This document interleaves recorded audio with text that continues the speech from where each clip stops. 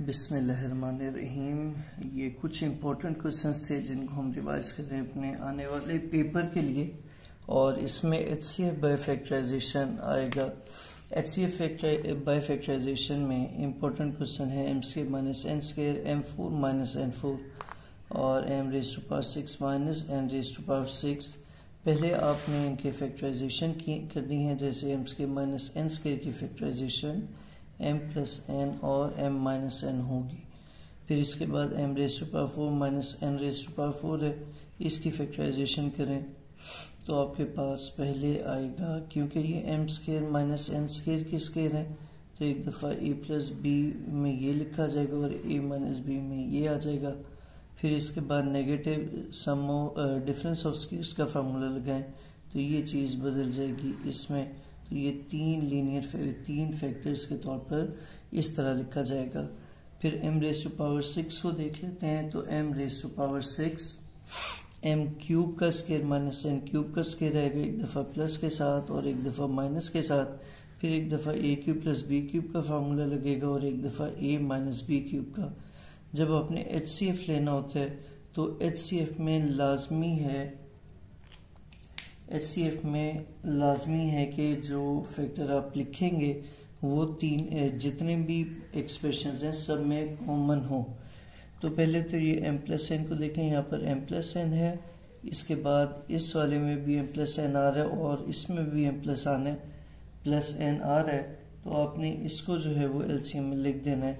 ये m plus n जो है वो इधर भी था और फिर फाइनली इधर भी था, तो हमने ये m प्लस n इसी तरह लिख दिया। फिर अगर m माइनस n को देखें तो m माइनस n ये हमने यहाँ पर HCF में लिख दिया। अच्छा, फिर हम m माइनस n की बात कर लें तो m माइनस n इधर तो था लेकिन इधर भी है। ये m माइनस n इधर भी है और इधर भी है और थर्ड वाले फैक्टर में भी ये मौजूद है। तो आपने ये भी जो है वो HCF में लिखना है। इसके बाद जो भी फैक्टर होगा, क्योंकि वो पहले एक्सप्रेशन का ही कॉमन फैक्टर नहीं है तो वो और कहीं पर भी नहीं आएगा, और जब वो कहीं और पर नहीं आएगा तो यकीनन वो HCF में शामिल नहीं किया जाएगा। तो ये दोनों जो है वो आपके HCF के फैक्टर्स बन जाएंगे। इससे जो है वो आपका ये HCF आ जाता है, जो कि यहाँ कैलकुलेट किया गया और इस बच्चे ने ये बिल्कुल सही अटेम्प्ट किए और इसको इसके पूरे मार्क्स मिलने चाहिए। अब इसका सेकंड पार्ट है HCF का, उसको देख लेते हैं। तो सेकंड पार्ट में हमें HCF लेना था c² माइनस x² और ac² माइनस bcx और adx का। पहली वाले एक्सप्रेशन का c² माइनस dx के फैक्टराइज करें तो आपके पास ये आ जाता है। और अगर आप बाकी अगले एक्सप्रेशन को करें तो ये पेयर वाइज कॉमन लेने के बाद, क्योंकि 4 टर्म्स हैं, पेयर वाइज कॉमन लेने के बाद आपके पास इस तरीके से इसके फैक्टर्स आ जाते हैं। अब दोनों के फैक्टर्स में से आपने HCF लेना था तो वो HCF सिर्फ और सिर्फ cx प्लस d आएगा, क्योंकि cx प्लस d इनका कॉमन फैक्टर है। अब यहाँ से आगे चलते हैं और अगले फैक्टर को देख लेते हैं, अगले क्वेश्चन को देख लेते हैं। वो भी HCF का ही है। तो HCF लेना होगा हमने ax² plus 2a² a cube का, और इसके बाद दूसरा एक्सप्रेशन है 2ax³ minus 4a² minus 6a cube और फिर plus 3 times ax plus a² plus whole square. तो पहले एक्सप्रेशन का इस वाले एक्सप्रेशन का जब आपने फैक्टर्स लिए तो कुछ इस तरीके से आ गया। फिर सेकंड वाले एक्सप्रेशन का पहले आपने 2 कॉमन लिया, 2 कॉमन लेने के बाद जो बचा है उसकी आपने मिड टर्म ब्रेक की तो आपके पास ये इसका फैक्टर आ जाता है। और फिर थर्ड वाला 3 टाइम्स ax² था, 3 टाइम्स ax प्लस a² का होल स्क्वायर था।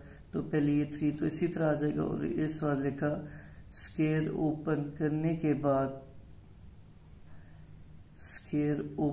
के बाद आपने यहाँ से a² भी कॉमन ले लेना है और a² कॉमन लेके आपने इसका जो स्क्वायर था वो फार्मूला वापस क्लोज करना है। हमने यहाँ पर स्क्वायर ओपन इसलिए किया क्योंकि a² कॉमन चाहिए था, तो ये 3 फैक्टर्स आपके पास आ गए। इन तीनों में से जब आप HCF लेंगे तो आपका HCF आएगा a times x plus a। और अब हम इसके चौथे पार्ट की तरफ चलते हैं और देखते हैं कि वो किस तरह सॉल्व किया गया। चलिए जी, ये चौथा पार्ट था इसका, a minus B whole cube, और इसके factors a minus B whole cube ही आएंगे। और सेकेंड पे चलें एक्सप्रेशन पे, तो उसका लिखा हुआ है a square minus 2ab plus b square, तो ये a minus B whole square का फार्मूला बन जाएगा। इन दोनों में से HCF लेना है, तो आपने, क्योंकि दोनों में सेम फैक्टर है लेकिन पावर डिफरेंट है, तो छोटी पावर यानी a स्केयर जो है वो HCF में लिखा जाएगा। इस तरीके से आपका ये क्वेश्चन भी कंप्लीट हो जाता है। और अब जो है वो LCM बाय फैक्टराइजेशन के कुछ क्वेश्चंस हैं, उनको देख लेते हैं। ये आपके सामने LCM बाय फैक्टराइजेशन के क्वेश्चंस आ गए हैं। पहला एक्सप्रेशन था m raise to power 6 minus 1, फिर है m4 minus 1 m cube minus 1। तो ये m raise to power 6 minus 1 m raise to power 4 minus 1 सबकी फैक्टराइजेशन करेंगे। ये सबसे पहले स्टेप में m क्यूब का स्केयर और माइनस 1 का स्केयर आ जाएगा। फिर आपने यहाँ पर a square minus b square का ये वाला फार्मूला अप्लाई करना है, तो ये m क्यूब माइनस 1 और m क्यूब प्लस 1 आ जाता है। इसके बाद ये m क्यूब माइनस 1 और m क्यूब प्लस 1 पे आपके ये फार्मूला और ये फार्मूला अप्लाई करेंगे, तो आपके पास ये पूरा एक्सपेंड होके ये इसकी फैक्टराइजेशन आ जाएगी।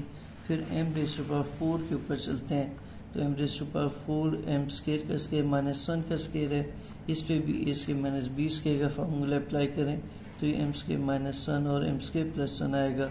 और फिर हमने इसकी भी फैक्टराइजेशन कर लेनी है, तो इस तरह आपके पास ये आंसर आ जाए, आंसर नहीं फैक्टर्स आ जाएंगे।